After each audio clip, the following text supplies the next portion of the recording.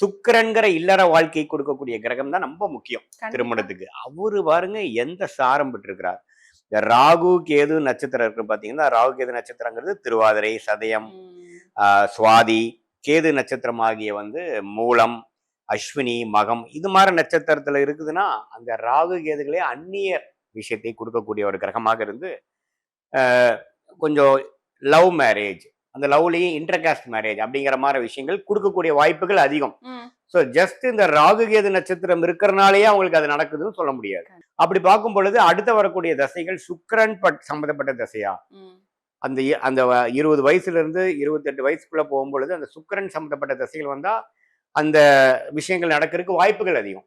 ஏன்னா எந்த தசை நடக்குதோ அந்த தசையோட காரத்துவம் தான் கொடுக்கும். ம். அப்படிங்கிற சுக்கிரன் என்ன கொடுக்கும்? எதிர்பாலினத்தின் மேல நட்பு உணர்வு, நட்பு வந்து அடுத்த லெவலுக்கு போகக்கூடிய ஈர்ப்பா அமைப்புகள், மாறுது. ஈர்ப்பா மாறக்கூடிய அமைப்புகள் கொடுக்கும். சரி, அதே சுக்கிரன் வந்து குருவின் பார்வையில் இருக்கிறார், பௌர்ணமி சந்திரனின் பார்வையில் இருக்கிறார், இந்த சனி செவ்வாய் ராகு கேதுகள் பிரச்சனைகள் இல்லை, சேர்க்கை இல்லை அப்படின்னா அவர் வந்து சினிமா துறையில இருக்கிறாருங்க, நல்லா இருக்கிறாங்க, அவங்க வந்து கலக்கலன்னு பேசுவாங்க, அவங்க மேல ஒரு சாம் இருக்குங்கன்னு சொல்லிட்டு பட் ஸ்டில் அரேஞ்ச் மேரேஜே நடக்கும். ம். ஆனா சனி செவ்வாய் ராகு கேதுகள் சம்மந்தப்படும் பொழுது அங்க என்ன ஆகுதுன்னா, அந்த உணர்வுகள் வந்து கொஞ்சம் பத்திக்கிற பத்திக்கிற விஷயம்னு சொல்ல முடியல, ஜஸ்ட் கனெக்ட் ஆகிக்கிற விஷயங்கள் அதிகம்.